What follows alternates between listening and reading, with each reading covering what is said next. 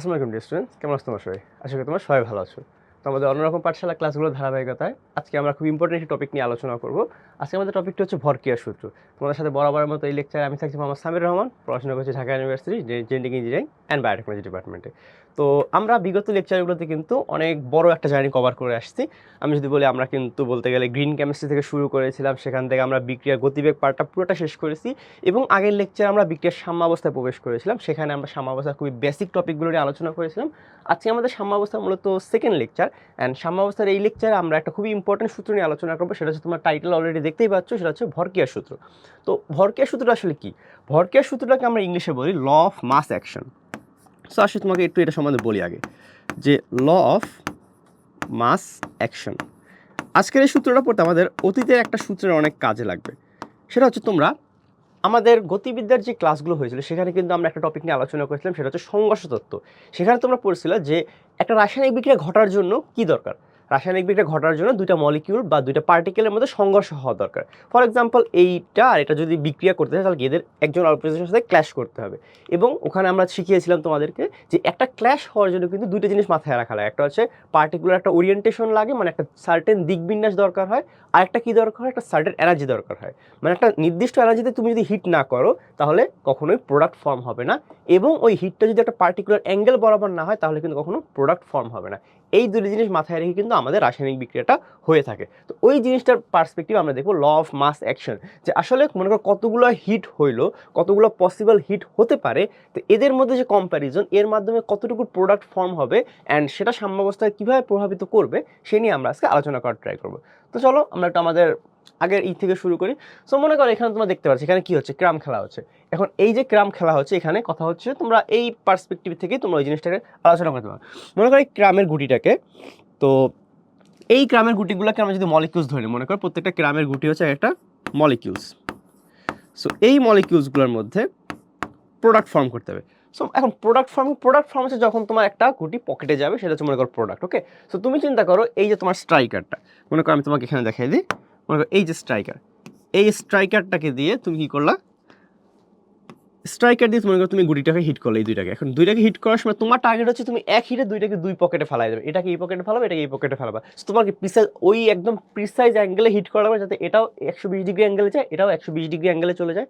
আর সাথে সাথে তোমার এনার্জিটাও প্রপার হতে হবে, যাতে তুমি কিন্তু ওই পরিমাণ মানে ফোর্স দিয়ে ওটাকে ওই পর্যন্ত নিতে পারো। কারণ মাঝে মাঝে খেলায় এমন দেখা যায় যে ক্যারাম বোর্ড খেলায়, যে আমরা মনে করি একটা গুটি হিট করলাম, অনেক টেকনিক করে অনেক কিছু দিয়ে হিট করলাম, বাট এত আস্তে হিট করছে যে গুটিটা এই পর্যন্ত গিয়ে থেমে গেছে, একটুর জন্য পকেটে যায়নি। সো এই জিনিসগুলো কিন্তু মাথায় রাখা লাগে। সো ফার্স্ট অফ অল দেখো, এই জিনিস থেকে আমরা একটা আইডিয়া নিই যে আমাদের সংঘর্ষ তত্ত্বের মূল বিষয়গুলো এক নজরে দেখে নিই, আসো।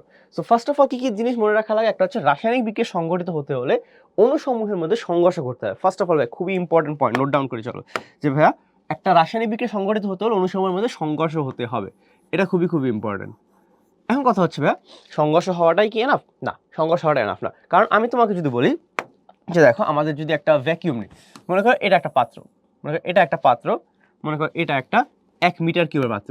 সো 1 মিটার কিউব একটা পাত্রের, আমি যদি বলি তোমাকে 1 মিটার কিউব একটা পাত্রের জাস্ট 1 সেন্টিমিটার কিউব জায়গার মধ্যে 1 সেকেন্ডে 10⁻⁷ কলিশনস হয়।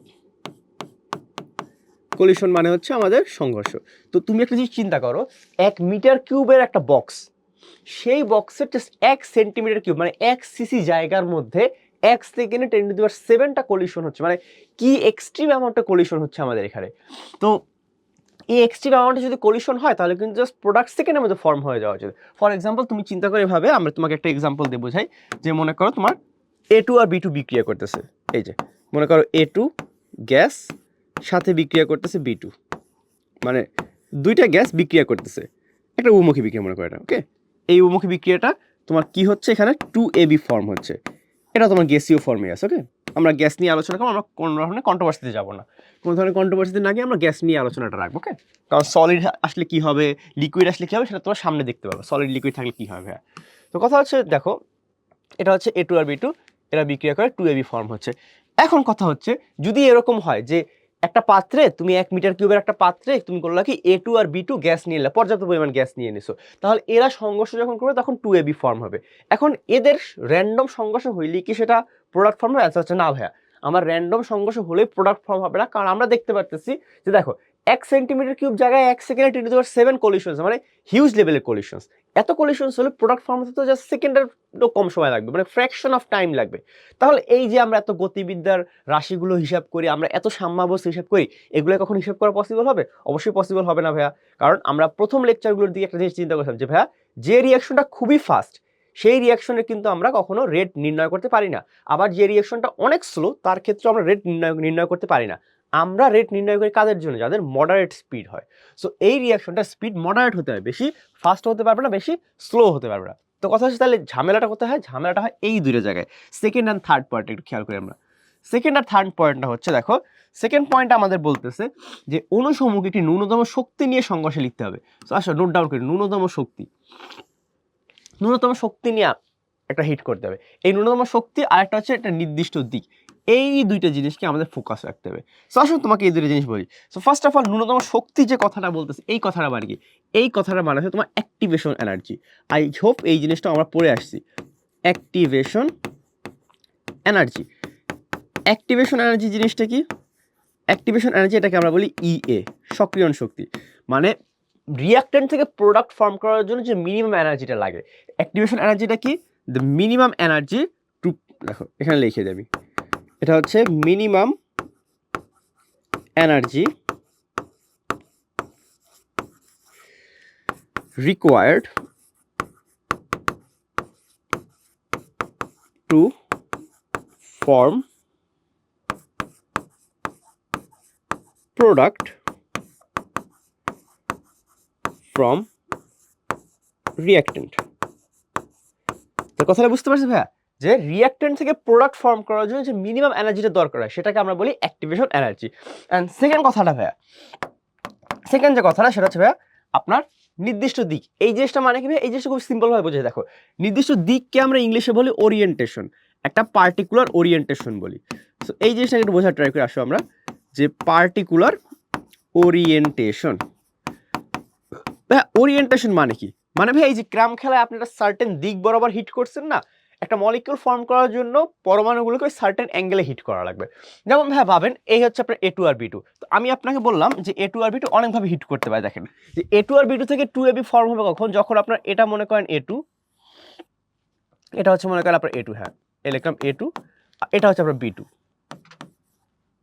এই যে এই A2 আর B2 যখন আপনার এভাবে হেড অন কলিশন করবে, সামনাসামনি ক্ল্যাশ করে মনে করেন একজন আরেকজনের সাথে, তখন আপনার এখান থেকে কি হয়? AB ফর্ম হয়। তো এই যে এরা ক্ল্যাশ করলো, এবং ক্ল্যাশ করার ফলে দেখেন এই যে আপনার হয়ে গেল এই যে AB, এখানে আরেকটা AB হয়ে গেল। ওকে, তো এই যে দুইটা AB ফর্ম হয়ে গেল এটা। এখন ভাইয়া এটা তো হচ্ছে পারফেক্ট কলিশন। দেখো আমি লিখে দিই তোমাকে সাথে সাথে, এটা হচ্ছে কি? এটা হচ্ছে তোমার ভাইয়া পারফেক্ট কলিশন।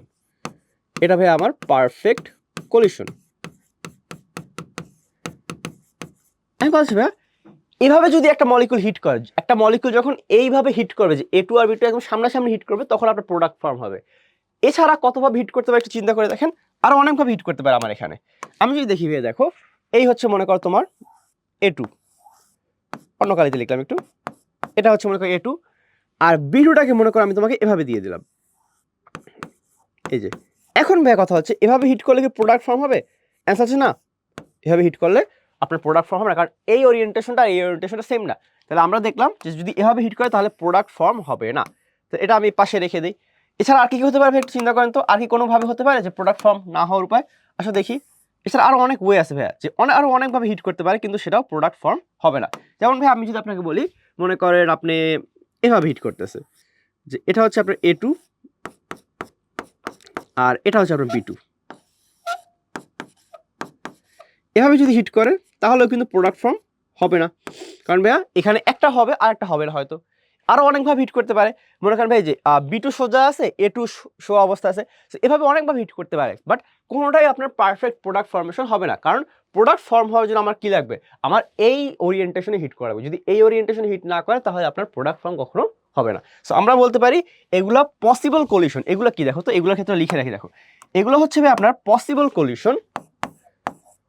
দেখো এটা একটা সুন্দর নাম আছে, পসিবল কলিশন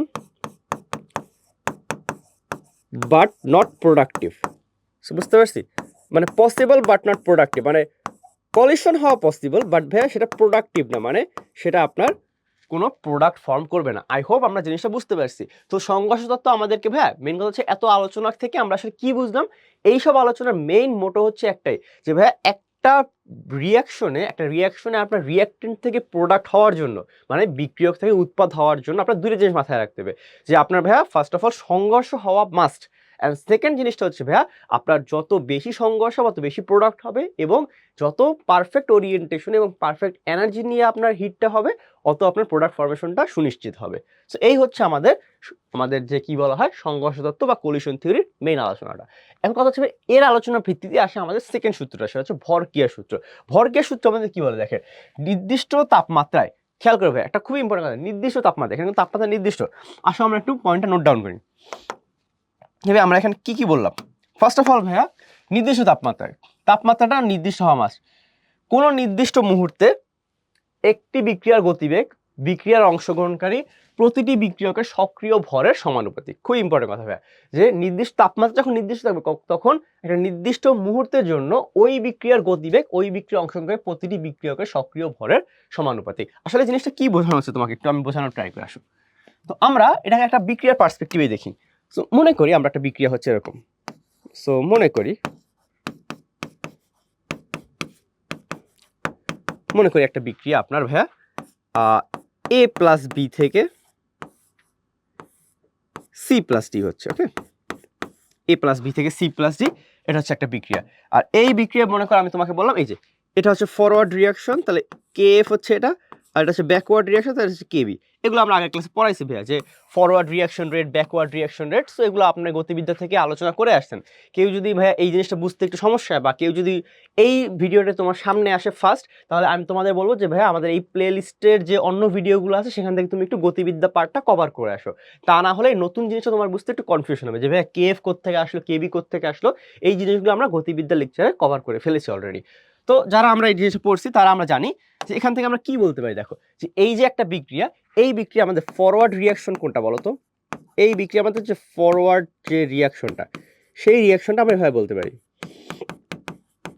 ফরওয়ার্ড রিয়াকশনটা হচ্ছে আপনার এখানে এ প্লাস বি থেকে আপনার সি প্লাস ডি হচ্ছে, এটা হচ্ছে আপনার ফরওয়ার্ড রিয়াকশন পার্টটা। অ্যান্ড এই বিক্রিয়ার ক্ষেত্রে আমরা কি লিখতে পারি, দেখো এই বিক্রিয়ার ক্ষেত্রে আমরা আসলে লিখতে পারি যে এখানে এটা রেট যদি হয় কেএফ, তো কেএফ সমানুপাতিক হবে কনসেন্ট্রেশন অফ এ আর কনসেন্ট্রেশন অফ বি, যেখান থেকে আমরা লিখতে পারি যে কেএফ, আচ্ছা কেএফ না কে কে লিখে ফেলছি, আচ্ছা so KF is equal two, আচ্ছা একটু এসে দাঁড়াও, হ্যাঁ আচ্ছা সো এই যে এটা হচ্ছে আরএফ ইজ আরএফ, মানে বিক্রিয়ার হারটা হচ্ছে এ আর বি এর ঘনমাত্রা সমানুপাতিক। আর এখান থেকে ভাইয়া এখান থেকে আপনি যখন সমানুপাতিক চিহ্নটা উঠাবেন তখন আপনার আসবে KF into concentration of A and concentration of B. Okay, so আমরা জাস্ট ভাই একটাই দেখবো, আমরা আর রিভার্সটা লিখবো না। তোমরা বুঝতে পারতেছো যে ফরওয়ার্ড যদি এটা হবে তাহলে রিভার্সটা কি হবে আমাদের, এটা হচ্ছে ফরওয়ার্ডটা, রিভার্সটাও সেম, যে সি প্লাস ডি থেকে এ প্লাস বি হচ্ছে। তো ওই পার্টটা আমি আরেকটা ব্যাপারটা তুমি চাইলে নিজে থেকে কভার করে নিতে পারো এখানে। তো কথা হচ্ছে এটা কেন লিখলাম এটা কারণ হচ্ছে দেখো যখন তোমার তাপমাত্রা ফিক্সড, খেয়াল করে এখানে কথাটা যে তোমাকে জিনিসটা খুবই সিম্পল হবে, দেখো ভাই তাপমাত্রা যখন ফিক্সড, তো অ্যাট ফিক্সড টেম্পারেচার, যে আপনি যদি ভাইয়া টি ফিক্স করে দেন, অ্যাট টি ফিক্সড হয়ে গেলে তোমার এখানে কোন রাশিটা ফিক্সড হয় বলো তো? সেটা হচ্ছে ভাইয়া কেএফ। আপনার কেএফটা কিন্তু ফিক্সড, কারণ আমরা জানি সাম্য ধ্রুবক, এই যে আপনার এই যে ধ্রুবকটা, এই যে বিক্রিয়ার হার ধ্রুবকটা, এটা কিন্তু তাপমাত্রার উপর ডিপেন্ড করে। তাপমাত্রা বাড়লে আপনার হার ধ্রুবক বাড়ে, তাপমাত্রা কমলে হার ধ্রুবক কমে। এটা জন্য কোথায় পড়ছিলাম ভাইয়া? Arrhenius equation. আমাদের গতিবিদ্যার উপর যে আর্হেনিয়াস ইকুয়েশন ছিল সেখানে কিন্তু আমি পড়ে আসছি যে ln K is equal to ln A minus E A by R T. যে ভাই আপনার তাপমাত্রা যদি ফিক্সড হয় তাহলে আপনার কিন্তু যে কেটা, মানে আপনার যে বিক্রিয়ার সাম্য ধ্রুবকটা, সেটা কিন্তু কনস্ট্যান্ট হয়ে যাবে। তো আমাদের এই ফার্স্ট প্যারামিটারটা বুঝতে পারছি যে নির্দিষ্ট তাপমাত্রায়, তাহলে তাপমাত্রা ফিক্সড হলে আপনার কেটা ফিক্সড হয়ে যাবে। বুঝতে পারলাম ভাইয়া? তাহলে এটা ফিক্সড হয়ে গেলে কি হয় দেখেন, কোনো একটা মুহূর্তে বিক্রিয়ার গতিবেগ অংশগ্রহণকারী প্রতিটি বিক্রিয়ার সক্রিয় ভর সমানুপাতিক। এই যে দেখেন ভাইয়া, যদি আপনার কেএফ ফিক্সড হয়ে যায়, আপনি এখান থেকে আরেকটা লাইন লিখতে পারেন যে ইফ আমার কেএফ যদি ফিক্সড হয় তাহলে আমরা বলতে পারি যে আরএফ সমানুপাতিক হচ্ছে concentration of A into concentration of B. And আমরা কনসেন্ট্রেশনকে কি লিখতে পারি? কনসেন্ট্রেশন ইজ ইকুয়াল টু কি, মোল বাই ভলিউম না, এই যে কনসেন্ট্রেশন ইজ ইকুয়াল টু আমাদের মোল বাই ভলিউম। এখান থেকে আমরা বলতে পারি যে যত মোল নাম্বার বাড়বে তাহলে ভাই যত মোল পার্টিকেলস বা যত মোল ফ্র্যাকশনস বাড়তেছে তত আপনার কি এখান থেকে রিয়াকশন রেট বাড়তেছে না। এই জিনিসটা আমরা বুঝতে পারছি কিনা একটু সবাই এটা ক্লিয়ার হয়ে আগে যে ভাইয়া আমরা একটা রিয়াকশন দেখলাম A প্লাস বি থেকে C প্লাস ডি হচ্ছে, সেটা ফরওয়ার্ড পার্ট আছে রিভার্স পার্ট আছে। ফরওয়ার্ড পার্টটাকে নিয়ে অ্যানালাইসিস করলাম যেখানে A প্লাস বি থেকে C প্লাস ডি হয়। ভালো কথা ভাইয়া, তাহলে এখানে আমরা দেখলাম যে rate of forward reaction is proportional to concentration of A and concentration of B। সমানুপাতিক চিহ্নটাকে যদি উঠাই তাহলে সমানুপাতিক ধ্রুবক আসবে KF। ওকে, এটাকে বলা হয় সম্মুখমুখী বিক্রিয়ার হার ধ্রুবক KF-টাকে। তাহলে এখন কথা হচ্ছে আমাদের ভরক্রিয়ার সূত্রের সাথে এটা মিল কোথায়, যে ভরক্রিয়ার সূত্রে আমরা বলতেছি ভাই যখন তাপমাত্রা নির্দিষ্ট হবে, বাকি জিনিস পড়ার দরকার নেই, ফার্স্টে ফোকাস করো তাপমাত্রা নির্দিষ্ট। তাহলে ভাই যদি তাপমাত্রা নির্দিষ্ট হয়, T ফিক্সড হয়, তাহলে আমরা বলতে পারি KF বা সম্মুখমুখী বিক্রিয়ার যে হার ধ্রুবক সেটা ফিক্সড হয়ে যাবে। তখন আপনার ঘনমাত্রার সাথে ডিরেক্টলি রেটটা প্রপোর্শনেট হয়ে যাবে, কারণ তখন আপনি ভাইয়া দেখেন concentration is equal to mole by volume. তাহলে আপনি যত মোল নাম্বার বাড়াবেন, মনে করেন 10 মোল নিয়ে বিক্রিয়া করছো, তখন যে কয়টা মানে যে পরিমাণ আপনার কি হবে রেট হবে, 20টা নিলে তো আপনাকে রেট আরও বৃদ্ধি পাবে। যেমন এই পাশের ছবিটা থেকে আমরা একটু হেল্প নিই, চলো। মনে করো এখানে মলিকিউল কয়টা আছে দেখো, একটা বিক্রিয়ক মানে বিক্রিয়ক মলিকিউল একটা, আর একটা হিট করবে আরেকটা। সো দুইজন বিক্রিয়া করলে কলিশন হয় কয়টা বলো তো ভাই? জাস্ট একটাই কলিশন হওয়া পসিবল। তো আসো নাম্বার বৃদ্ধি করি। তো আসো এখানে দেখি আমরা এখানে একটু কলিশনটা লিখে রাখি তোমাদের, তাহলে সুবিধা হবে। যেটা হচ্ছে আমরা কলিশনটা লিখতেছি, দেখো ঘুরে ফিরে কিন্তু জিনিস সব কলিশন থিওরি। এখানে কলিশন হয় ভাইয়া একটা, তাহলে মলিকুল বাড়ালাম, মলিকুল যদি দুইটা হয় তাহলে দেখো এটা এটাকে হিট করতে পারে, এটা আবার এটাকে হিট করতে পারে, এ আবার একে হিট করতে পারে, একে হিট করতে পারে। কলিশন কটা হলো ভাইয়া? চারটা না? দেখছো ভাইয়া আপনার যে তুমি মলিকিউল নাম্বার বাড়ালা একটা করে, তাহলে কলিশন বেড়ে গেল চারটা। আবার দেখো তুমি আরো দুইটা মলিকিউল বাড়াইলা, যে তুমি এও তিনটা নিলা, বি দুইটা নিলা, তাহলে দেখো এখানে কি হচ্ছে। তা এখানে দেখো এই যে তোমাকে জন্য আমি কালার করে আলাদা দিয়ে দিচ্ছি কিন্তু, যেমন দেখো এই মলিকিউলটা ওকে হিট করতে পারে, ওকে হিট করতে পারে, আবার এই মলিকিউলটা সেম দুইটা অপশন, এই মলিকিউলের দুইটা অপশন। তাহলে ভাই আপনি যদি এ মলিকিউল তিনটা নেন, বি মলিকিউল দিলেন, তাহলে কয়টা হয় আপনার কলিশন? 6টা কলিশন হয়। তাহলে এখান থেকে কলিশন হতে পারে আপনার 6টা। এখন দেখেন ভাইয়া মেজর পার্ট, যে ওরও তিনটা নিলাম, ওরও তিনটা নিলাম, তাহলে ও তিনটা অ্যাটাক করতে হবে, ও তিনটা, ও তিনটা, তাহলে ভাইয়া 9টা কলিশন হওয়া পসিবল। তাহলে ভাই এখান থেকে আপনি দেখতে পাচ্ছেন যে মোল নাম্বারস, এই যে আপনি এখান থেকে দেখতে পাচ্ছেন যে ভাই মোল নাম্বারের সাথে রেটটা ডিরেক্টলি প্রপোর্শনাল হয়ে যাচ্ছে। যত আপনার মোল পার্টিকেলস বৃদ্ধি পাচ্ছে অত আপনার কি রেট অফ রিয়াকশন বৃদ্ধি পাচ্ছে। আর রেট অফ রিয়াকশন বাড়া মানে কি ওই রিয়াকশনে কিন্তু সাম্য ধ্রুবকটাকে প্রভাবিত করা। সো আপনার ভরকে শুধু এটাই বলে নির্দিষ্ট তাপমাত্রায় কোনো নির্দিষ্ট মুহূর্তে একটি বিক্রিয়ার গতিবেগ অংশগ্রহণকারী প্রতিটি বিক্রিয়াকে সক্রিয় ভরে সমানুপাতিক। কথা হচ্ছে ভাই আমরা হয়তো এই পুরো জিনিসটা বুঝতে পারছি, আমি এতক্ষণ যা বুঝালাম, বাট আপনি একটা জায়গায় আটকা পড়তেছেন যে ভাইয়া সবকিছু বুঝলাম কিন্তু আমাকে এই জিনিসটা বুঝান তো একটু, যে এই সক্রিয় ভর কথাটার মানে কি। আপনি এখানে ঘনমাত্রা সমানুপাতিক লিখতে পারতেন না? আপনার সূত্রে তো ভাইয়া ঘনমাত্রা চলে আসছে, বাট এখানে তো সক্রিয় ভর লেখা আছে। জিনিসটা কি? জিনিসটা হচ্ছে আমরা এখন এতটুকু যদি বুঝি, সক্রিয় ভরটা আমরা মাঝে মাঝে বুঝি যে প্রত্যেকটা মলিকিউলের ক্ষেত্রে না যে পার্টিকেলস থাকে ওটা বিক্রিয়া করে না। সক্রিয় ভর হচ্ছে একটা রাসায়নিক বিক্রিয়ায় একটা রাসায়নিক বিক্রিয়কের যে পার্টিকুলার পার্টটুকু বিক্রিয়া করে সেটাকে বলা সক্রিয় পার্ট।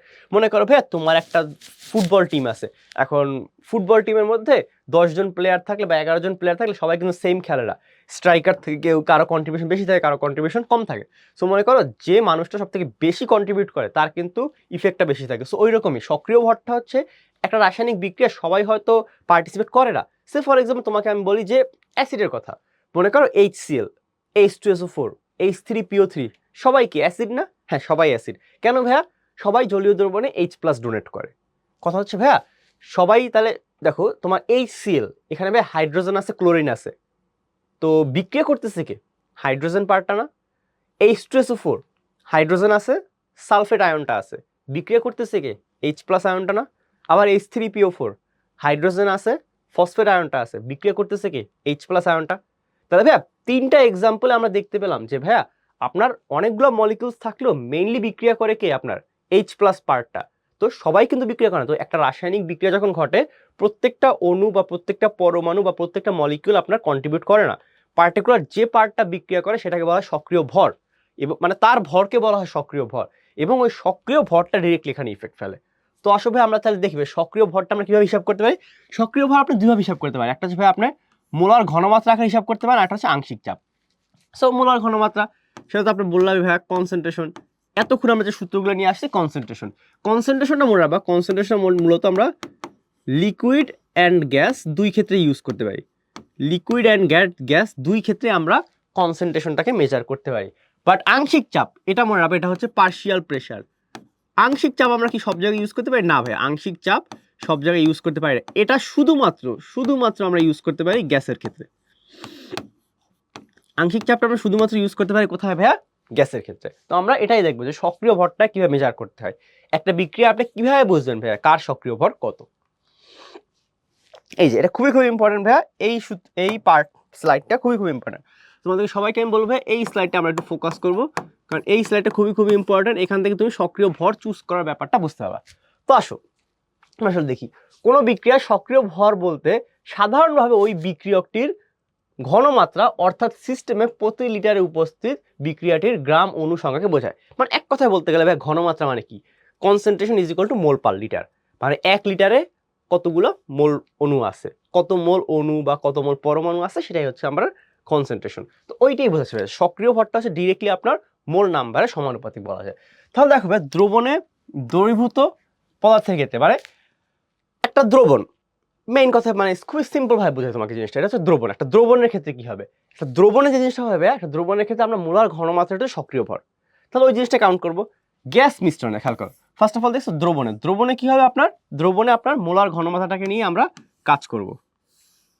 গ্যাস মিশ্রণে আমরা কি করবো? গ্যাস মিশ্রণের ক্ষেত্রে উপাদানের সক্রিয় ভরকে উক্ত উপাদানের আংশিক চাপের সাহায্যে প্রকাশ করা। কি দ্বারা প্রকাশ করি ভাই? আমরা আংশিক চাপ।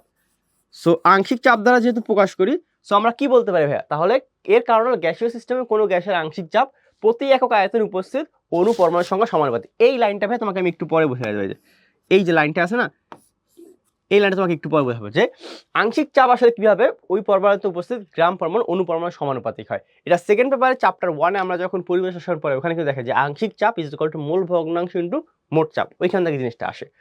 আর দেখো থার্ডটা, কঠিন বা তরলের ক্ষেত্রে কি হয়? বিশুদ্ধ কঠিন বা তরলের ক্ষেত্রে সক্রিয় ভর সবসময় ধ্রুবক ধরা হয়।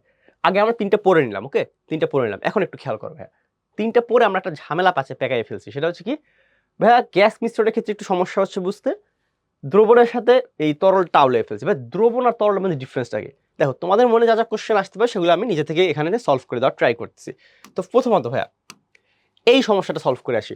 দ্রবণ আর তরলের মধ্যে কাহিনীটা মনে রাখবা, তোমার শুধুমাত্র অ্যাকুয়াস সলিউশনের জন্য, অ্যাকুয়াস অর আয়োনাইজড, তুমি অ্যাকুয়াস, আয়োনাইজড বা জলীয়, শুধুমাত্র এদের জন্য সক্রিয় ভর হিসাব করবে, ওকে? যারা তোমার জলীয় ফর্মে থাকবে, আয়োনাইজড ফর্মে থাকবে, এদের জন্য আমরা সক্রিয় ভরটাকে হিসাব করব। খুবই ইম্পর্টেন্ট ভাইয়া, এই জিনিসটাকে অবশ্যই মাথায় রাখবা যে সক্রিয় ভর আমরা কাদের জন্য হিসাব করব? শুধুমাত্র অ্যাকুয়াস বা আয়োনাইজডের জন্য, ওকে? মানে দ্রবণের ক্ষেত্রে বলতেছি, কিন্তু আবার গ্যাসটা বাদ দিয়ে দিও না। ইভেন ভাইয়া আপনি যখন গ্যাস মিশ্রণ নিয়ে কাজ করবেন তখন আপনি গ্যাসেরটাকে নিয়েও কাজ করবেন। গ্যাসের ক্ষেত্রে আপনি সক্রিয় ভরটাকে নিয়ে কাজ করবেন। লিখে দিয়ে দাঁড়াও একটু। গ্যাসের ক্ষেত্রে আমরা ভাই সক্রিয় ভরটাকে নিয়ে কাজ করব। বাট কথা হচ্ছে যখন আপনার বিশুদ্ধ তরল বা বিশুদ্ধ কঠিন চলে আসবে, ফর এক্সাম্পল ভাই আপনার যখন এরকম চলে আসবে যে সলিড বা লিকুইড চলে আসবে, তখন আপনি সক্রিয় ভর নিয়ে কাজ করতে পারবেন না। খেয়াল করো, তখন কিন্তু সক্রিয় ভর নিয়ে কাজ করতে পারবে না। তখন তোমার সক্রিয় ভর কত হবে জানো? তখন তোমার সক্রিয় ভর হবে 1। একটা স্পেশাল কালার দিয়ে লিখে রাখি যে এই কন্ডিশনে আপনার ভাইয়া সক্রিয় ভর হবে 1।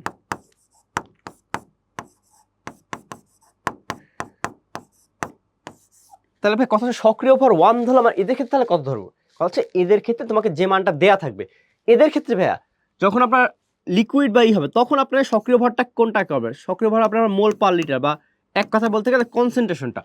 যখন আপনার অ্যাকুয়াস বা আয়োনাইজড হবে তখন আপনি ভাইয়া ওর যে প্রদত্ত ঘনমাত্রা থাকবে সেটা নিয়ে কাজ করবেন। যখন আপনার গ্যাস বলা থাকবে তখন আপনি যে সক্রিয় ভরটা নিয়ে কাজ করবেন। বাট যখন সলিড বা লিকুইড হবে তখন আপনাকে মান যতই দেখ, মনে করেন 10 মোল পার লিটার বা চাপ দিল 5 অ্যাটমসফিয়ার, ওগুলো নিয়ে কাজ করবো আমরা, তখন সিম্পলি 1 ধরে নেব, কারণ যত মান দেয়া থাকুক না কেন। বুঝতে পারছি আমরা জিনিসটা? I guess clear. আচ্ছা, এই জিনিসটা এখানে ঘুরে পেঁচাই বলছি একটু, যে বিক্রিয়ক পদার্থ বা উৎপাদ বিশুদ্ধ তরল বা বিশুদ্ধ কঠিন হলে তার সক্রিয় ভর সবসময় 1 ধরা হয়। বুঝতে পারছি?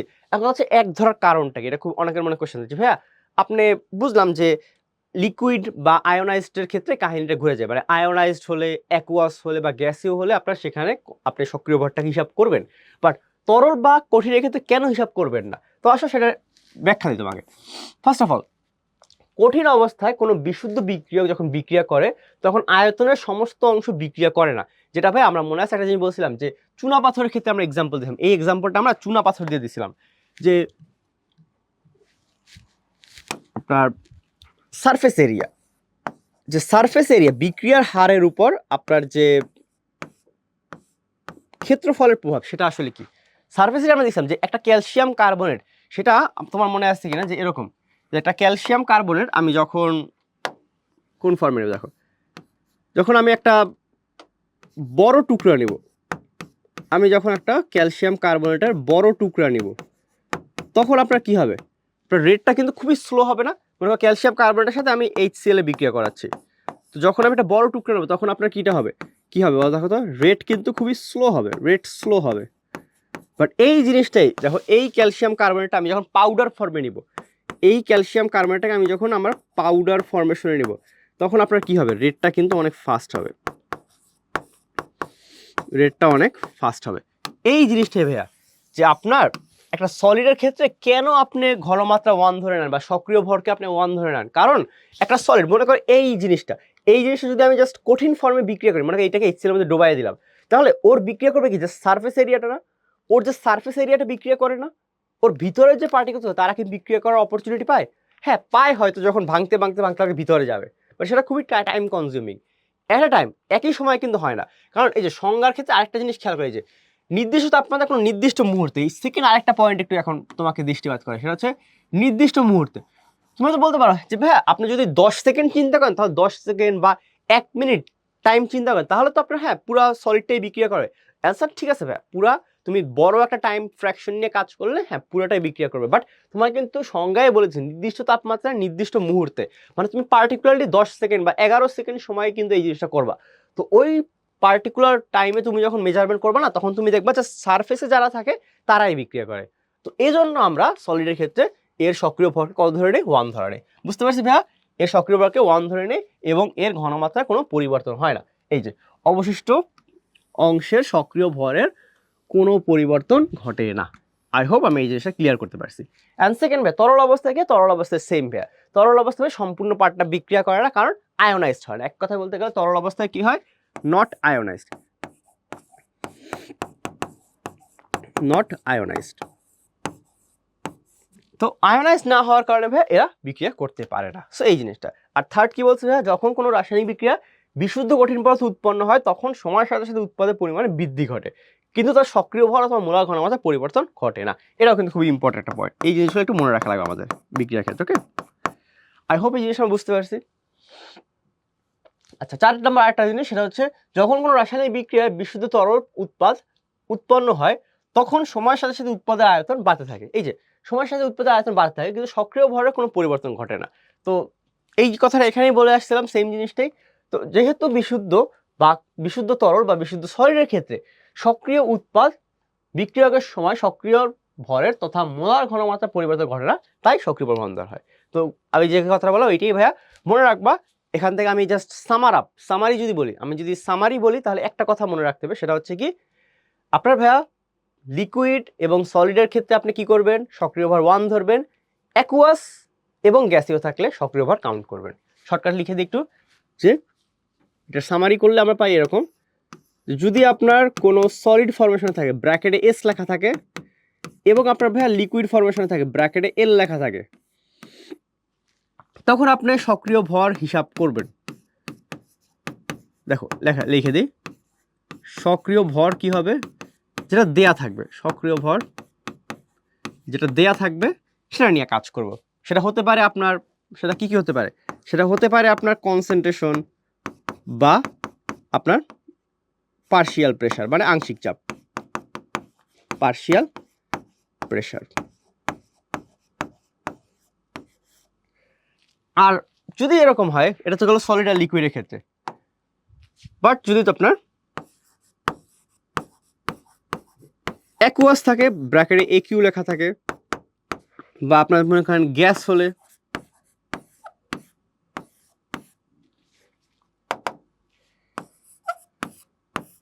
আচ্ছা একটু হয়ে গেছে, খেয়াল করো, সেটা হচ্ছে লক করে নিলাম। এখন এটাকে সরানো যাবে, দেখো একটু হয়ে গেছে এটা। আর যদি আপনার সলিড লিকুইড হয় তাহলে সক্রিয় ভর কত ধরবো? সক্রিয় ভর হবে আপনার 1, সক্রিয় ভর 1 ধরে। ওকে, সো এতক্ষণ আমরা যা চিল্লাপাল্লা করলাম তার মোরাল অফ দ্য স্টোরি হচ্ছে এই জিনিসটা, যে সলিড লিকুইড থাকলে ভাইয়া সক্রিয় ভর 1 ধরবো, অ্যাকুয়াস গ্যাস থাকলে আমরা সক্রিয় ভর যেটা দেয়া থাকবে সেটা নিয়ে কাজ করব। আচ্ছা, তো আমরা আমাদের লেকচারে খুব ইম্পর্ট্যান্ট একটা পার্টে চলে আসছি, যেটা হচ্ছে আমরা হয়তো শুরু থেকে আমরা যখন গতিবিদ্যা পড়ছিলাম, সাম্যাবস্থা পড়ছিলাম, তোমাদের হয়তো প্রথম ক্লাসে বলছিলাম একটা জিনিস যে ভাইয়া গতিবিদ্যা কিন্তু ফুললি একটা আলাদা জিনিস, সাম্যাবস্থা ফুললি আলাদা জিনিস। এই অধ্যায় সবার আগে আমরা যে ঝামেলাটা করি সেটা হচ্ছে ভাইয়া সাম্যাবস্থাকে গতিবিদ্যার সাথে মার্চ করে ফেলি, যে ভাইয়া কোনটা রাসায়নিক বিক্রিয়ার গতিবেগ, কোনটা রাসায়নিক বিক্রিয়ার সাম্যাবস্থা, দুইটাকে আমরা মার্চ করে ফেলি। তো আমরা এখন ওই জিনিসটাই প্যাচটা খোলার ট্রাই করবো যে ভাইয়া গতিবিদ্যার সাথে সাম্যাবস্থার কানেকশন কোথায়, ডিফারেন্স কোথায়, কোনটা কার সাথে কীভাবে কাজ করে, একটা ক্যারেক্টারের উপর ডিপেন্ডেন্ট নাকি ডিপেন্ডেন্ট না, কার পরিবর্তন হলে তার রেসপন্স অন্যজনের কী পরিবর্তন হবে, সেই জিনিসগুলো দেখি চলো। তো ফার্স্টে ভাইয়া আমরা কি দেখার ট্রাই করবো, দেখো। ওকে, সো ফার্স্টে আমরা আসো একটা বিক্রিয়ার জন্য নিয়ে দিই, আমরা একটা বিক্রিয়ার পার্সপেক্টিভে দেখবো। সেটা ধরি একটা বিক্রিয়া। সো আসো আমরা আগে প্রতিপাদনটা দেখে নেব, তারপর আমরা এটার ক্ষেত্রে আগে আগাবো। এ প্লাস বি থেকে ভাইয়া সি প্লাস ডি তৈরি হচ্ছে, এটা হচ্ছে একটা রাসায়নিক বিক্রিয়া, যেখানে ভাই এটা হচ্ছে আর এফ ফরওয়ার্ড রিয়াকশন রেট, এটা হচ্ছে আর বি। ওকে, সম্মুখমুখী বিক্রিয়া, পশ্চাৎমুখী বিক্রিয়া। এটার আমাদের যে ফরওয়ার্ড পার্টটা,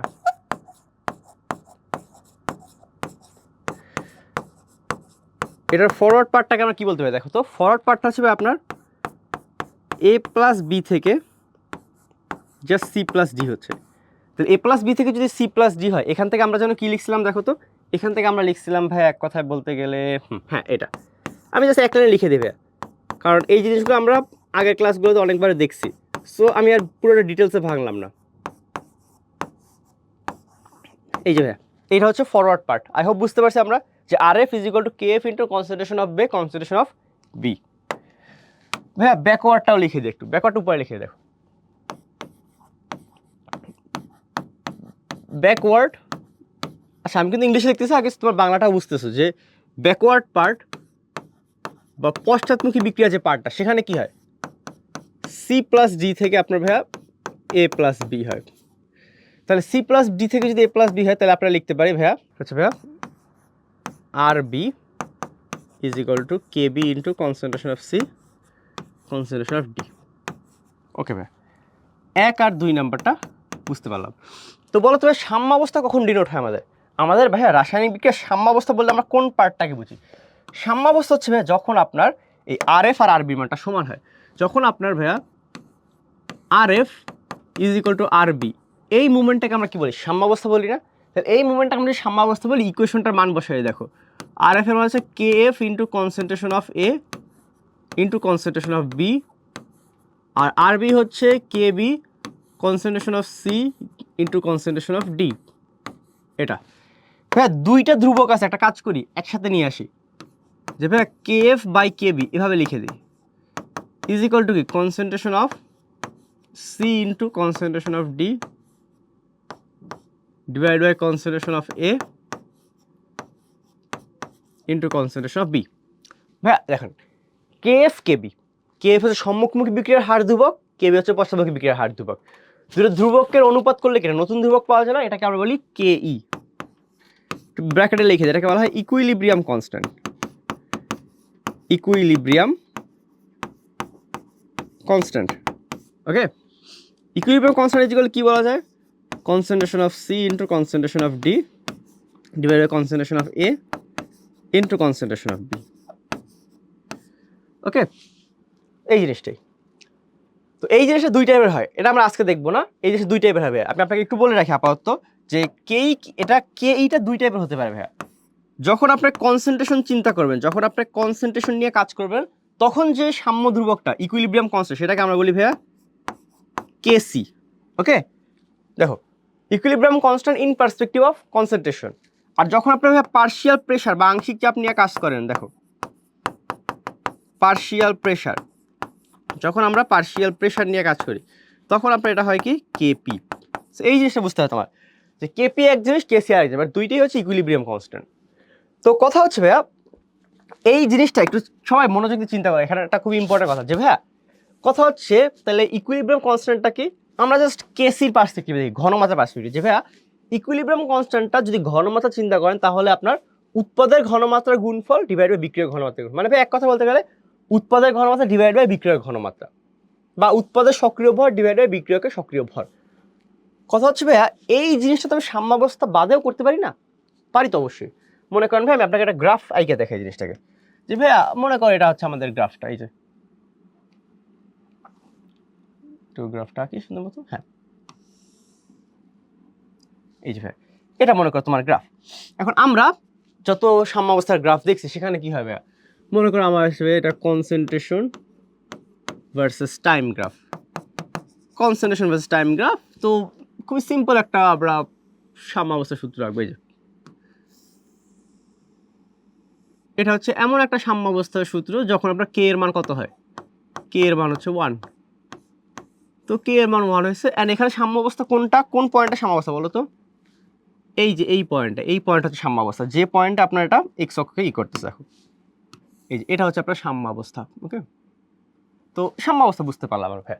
কথা হচ্ছে সবসময় একটা বিক্রিয়ার সাম্যাবস্থা থাকে না, হয়তো এই গ্রাফটাই মনে করো একটু সামনে গিয়ে কি হলো, একটু সামনে গিয়ে আবার এই গ্রাফটা এরকম ভেঙে গেল, মানে সাম্যাবস্থা ব্রেক হয়ে গেল। ওকে, একটু সামনে গিয়ে সাম্যাবস্থা ব্রেক হয়ে গেল। কথা হচ্ছে ভাইয়া এই যে আপনি উৎপাদ এবং বিক্রিয়কের অনুপাতটা বের করছেন, এটা আপনার সাম্যাবস্থার জন্য বের করছেন না, কতটুকু পজিশনের জন্য বলো তো, কতটুকু পজিশনের জন্য আপনি বের করছেন একটু দেখি আমি, যে ভাইয়া এই জিনিসটা আপনি জাস্ট এই পার্টটুকুর জন্য করছেন, এই পার্টটুকুর জন্য আপনি সাম্য ধ্রুবকটা বের করছেন, বাট আপনি এই জিনিসটা চাইলে এর আগে পরে করতে পারতেন না। এই যে ঘনমাত্রা, সবাই একটু মনোযোগ দিয়ে খেয়াল করো, মাথাটা ঠান্ডা করে, যে ভাইয়া আমার সাম্যাবস্থার সাম্য ধ্রুবকটা কি, সাম্য ধ্রুবক হচ্ছে সাম্যাবস্থায় উৎপাদের ঘনমাত্রা ডিভাইড বাই বিক্রিয়ক ঘনমাত্রা। ঠিক আছে ভাইয়া, আপনি উৎপাদের ঘনমাত্রা বিক্রিয়ক ঘনমাত্রা সাম্যাবস্থার আগে পরেও চিন্তা করতে পারেন, তখন কি হতো, যদি ভাইয়া মনে রাখবা সাম্যাবস্থা ব্যতীত অন্য কোথাও যদি করো তখন আমরা সেটাকে সাম্য ধ্রুবক বলি না, কোশেন্ট বলি। তো আসলে তোমাকে আমি নোট আকারে জিনিসটা লিখে দিই, যে খেয়াল করবে পয়েন্ট নাম্বার 1, সাম্যাবস্থায় এই জিনিসটা লিখে দেখো, সাম্যাবস্থায়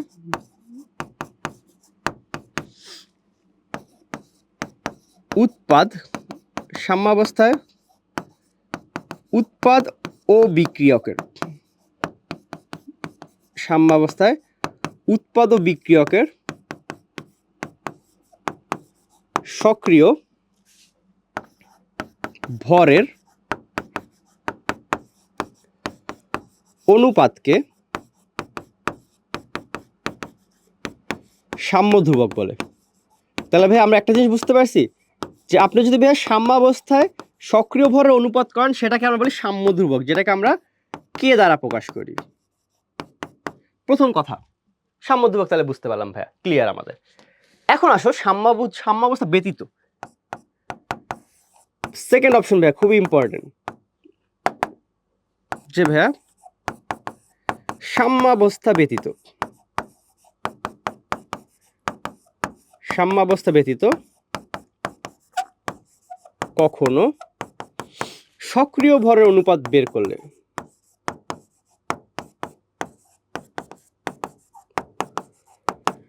সক্রিয় ভরের অনুপাত করলে তাকে কোশেন্ট বলা হয়, তাকে বিক্রিয়া কোশেন্ট বা কিউ বলা হয়। তাহলে ভাই একটা জিনিস বুঝতে পারলাম, সাম্যাবস্থায় আপনি উৎপাদ এবং বিক্রিয়কের সক্রিয় ভরের অনুপাত বের করবেন, সেটা হচ্ছে সাম্য ধ্রুবক। সাম্যাবস্থা বাদে মানে সাম্যাবস্থার আগে বা সাম্যাবস্থার পরে যে কোনো টাইমে যদি উৎপাদ এবং বিক্রিয়কের সক্রিয় ভরের অনুপাত করেন সেটা আপনার কি হবে, বিক্রিয়ার কোশেন্ট হবে। আই হোপ জিনিসটা ক্লিয়ার আমরা। তো এখন দেখো এই যে এখানে একটা খুবই ইম্পর্টেন্ট কথা বলা আছে, যে কোশেন্ট আর সাম্যাবস্থার মধ্যে কানেকশনটা কি। আসলে আমরা তাহলে এই কানেকশনটা দেখা ট্রাই করি একটু, যে ভাইয়া কোশেন্ট আর এটার মধ্যে সাম্যাবস্থার মধ্যে কানেকশনটা কি। সো ফার্স্ট অফ অল ভাইয়া প্রথম কথা ভাইয়া, যখন আপনার বিক্রিয়া কোশেন্ট আর কে সমান হবে, ওকে বিক্রিয়া কোশেন্ট আর সাম্য ধ্রুবক সমান হবে, এটার মানে হচ্ছে বিক্রিয়াটা সাম্যাবস্থায় আছে। ওকে বিক্রিয়া সাম্যাবস্থায় আছে। সো ফার্স্ট জিনিসটা আই গেস ক্লিয়ার, যখন আপনার দুইটা সমান হয় তখন বিক্রিয়া সাম্যাবস্থা আছে। প্রথম কথা ভাইয়া ক্লিয়ার পেলাম আমরা। ওকে, প্রথম কথাটা ভাইয়া খুবই সিম্পল। এখন কথা হচ্ছে ভাইয়া সমান না হলে কি হবে? সমান না হলে দুটো জিনিস হতে পারে, হয় বড় হবে না হয় ছোট হবে। তো আসো ভাইয়া মনে রাখবা, কিউ এর মানটা যদি কে এর থেকে বড় হয়, কিউ এর মানটা যদি কে এর থেকে বড় হয় তখন কি হবে? কিউ এর মানটা যখন আপনার কে এর থেকে বড় হবে, ফার্স্ট অফ অল ভাইয়া সাম্যাবস্থায় নেই। প্রথমত ভাইয়া সাম্যাবস্থায় নেই। ওকে, তাহলে সাম্যাবস্থায় না থাকলে তখন কি হবে? হয় সাম্যাবস্থার দিকে আগাবে। সাম্যাবস্থা কোন দিকে? দেখো কিউ এর মানটা বড়, এই যেখানে খেয়াল করবে ছবিতে কিউ এর মানটা বড়, তাহলে কিউ এর মান যখন কে এর থেকে বড় তখন অবশ্যই কে এর দিকে আগানোর চেষ্টা করবে। তখন কে এর দিকে কিভাবে আগাবে? কিউ এর মানটা একটু ছোট করে, তাহলে সাম্যাবস্থা বাম দিকে যাবে। তখন বিক্রিয়াটা বাম দিকে মুভ করে। আর বিক্রিয়া বাম দিকে সরে যাওয়া মানে সরে যায় বা মুভ করে, একই কথা। বিক্রিয়া বাম দিকে সরে যাওয়ার কথাটা মানে কি বলো তো ভাইয়া? বিক্রিয়া বাম দিকে কথাটা মানে হচ্ছে ভাইয়া আপনার প্রোডাক্টের কনসেন্ট্রেশন কমে আর রিঅ্যাক্টেন্টের কনসেন্ট্রেশন বাড়ে। এটা হচ্ছে আপনার ফার্স্ট সিনারিওটা। ওকে, এটা বুঝতে পারলাম। আচ্ছা, এটা থেকে আমরা কপি করে আমরা পরের পয়েন্টটা বানাতে পারি। আমরা দেখো সেটা হচ্ছে থার্ড পয়েন্টটা কি হবে বলতো? থার্ড পয়েন্ট আমাদের কি হবে? থার্ড পয়েন্ট হবে ভাইয়া উল্টাটা, যে আপনার কার ভ্যালু কি হবে? এখানে ভাইয়া দেখেন আপনার কিউ এর মান বড় ছিল, এখন আপনি উল্টাটা করেন ভাইয়া, কে এর মান যখন কিউ এর থেকে বড়, যদি আপনার কে এর মানটা কিউ এর থেকে বড় তখন সাম্যাবস্থায় নেই অবভিয়াসলি, তখন কোন দিকে সরবে? তখন উল্টা দিকে ভাইয়া, ডান দিকে সরবে। তখন আপনার কোন দিকে সরবে ভাইয়া? এটা আপনার তখন ডান দিকে মুভ করবে। তখন এটা ভাইয়া আপনার ডান দিকে মুভ করে। আর তখন আপনি কি বলতে পারেন দেখেন তো? তখন আপনার কাহিনীটা কি? ডান দিকে সরলে, ডান দিকে যখন সরে তখন আপনার প্রোডাক্টের কনসেন্ট্রেশন বাড়ে, উৎপাদের কনসেন্ট্রেশন কমে। এইটাই হচ্ছে কানেকশন ভাইয়া, যে গতিবিদ্যার সাথে সাম্যাবস্থার কানেকশনটা এটাই, যে আপনার গতিবিদ্যা যে কোনো জায়গায় হতে পারে, সাম্যাবস্থায়ও গতি থাকে বিক্রিয়ার, সাম্যাবস্থার আগেও থাকে, সাম্যাবস্থার পরেও থাকে ভাইয়া। রেট যে কোনো সময় নির্ণয় করা যায়, সাম্যাবস্থাও করা যায়, সাম্যাবস্থার আগে সাম্যাবস্থার পরে। বাট সাম্যাবস্থা পার্টিকুলারলি ওই পজিশনটা যখন আপনার ফরওয়ার্ড রিয়াকশন রেট এবং ব্যাকওয়ার্ড রিয়াকশন রেট সমান হয়ে যায়। সাম্যাবস্থা is only for R F is equal to R B.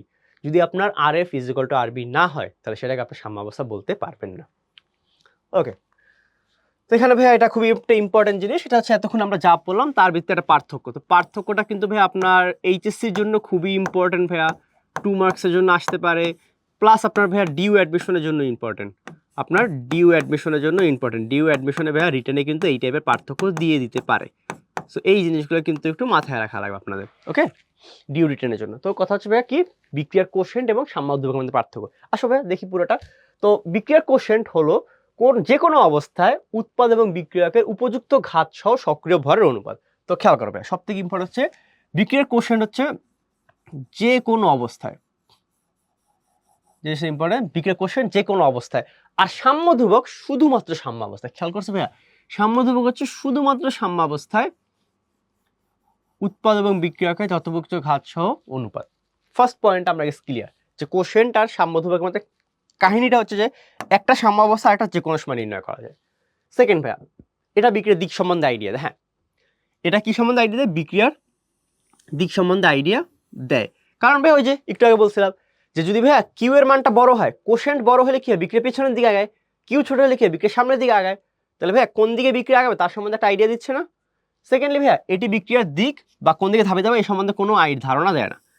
তো বিক্রিয়ার দিক বা বিক্রিয়া কোন দিকে আগাবে এই সম্বন্ধে কোনো আইডিয়া দেয়। কারণ ভাই সাম্যাবস্থা, সাম্যাবস্থা মানে ওর একদম সব থেকে পারফেক্ট কন্ডিশন আছে, ও তো তখন মুভ করবেই না ভাইয়া কোনো। থার্ড ভাইয়া, থার্ড পয়েন্টটা খেয়াল করে আসো। থার্ড পয়েন্টটা কি বলছে? সময়ের সাথে সাথে বা বিক্রিয়া অগ্রসর এটির মান পরিবর্তন হয়। হ্যাঁ ভাইয়া, এটার মান কিন্তু পরিবর্তন হয়, যে ভাই আপনার কোশেন্টের মান পরিবর্তন হতে পারে।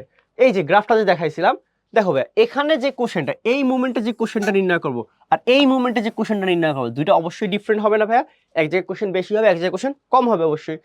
বাট সাম্যাবস্থায় দেখো, সাম্য ধ্রুবকের মানটা কিন্তু অলওয়েজ নির্দিষ্ট। সাম্য ধ্রুবকের মান নির্দিষ্ট তাপমাত্রায় নির্দিষ্ট।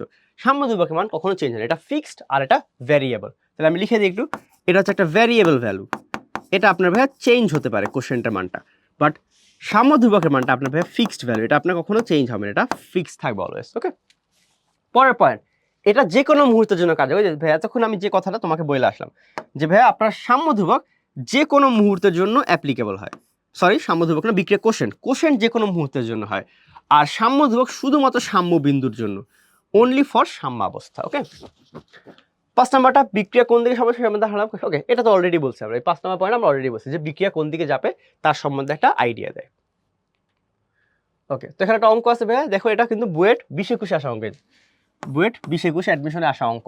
সো একটা ফার্নেসে কি বলা আছে দেখো, 30% কার্বন ডাইঅক্সাইড, 65% কার্বন মনোক্সাইড আছে। খুব ভালো কথা, 700 ডিগ্রি সেলসিয়াস তাপমাত্রায় স্টিলকে তাপ দিলে এর উপর মরিচা পড়বে কি পড়বে না। আচ্ছা, মরিচা পড়বে কি পড়বে না সেটা বের করতে বলছে। দেখো তোমাকে বিক্রিয়াটা দেওয়া আছে, এই বিক্রিয়াটা দেওয়া আছে এবং এখানে একটা খুব ইম্পর্টেন্ট তথ্য দেওয়া আছে, সেটা হচ্ছে K = 1.43। আমরা একটা কাজ করতে পারি ভাইয়া, বিক্রিয়া যখনই তোমার একটা বিক্রিয়া কে দেওয়া থাকবে, সাম্যধ্রুবক দেওয়া থাকবে, তখন তুমি সবার আগে যে কাজটা করবা তার কোষের নির্ণয় করবা যে আসল বিক্রিয়াটা সাম্যাবস্থা আছে কিনা। তো আমরা একটু বিক্রিয়াটা দেখার ট্রাই করে দেখো এই বিক্রিয়াটা কি হচ্ছে। এখানে তোমাকে অনেক জিনিস আমি একটু একবারে কভার করে ফেলবো। আগে আমরা বিক্রিয়াটার দিকে তাকাবো একটু। ভাই আয়রন সলিড, খেয়াল করো, iron solid plus carbon dioxide gas, এটাতে কি হচ্ছে ভাইয়া, আয়রন অক্সাইড হচ্ছে, সেটা কিন্তু সলিড, প্লাস ভাইয়া কার্বন মনোক্সাইড, সেটা আবার গ্যাস।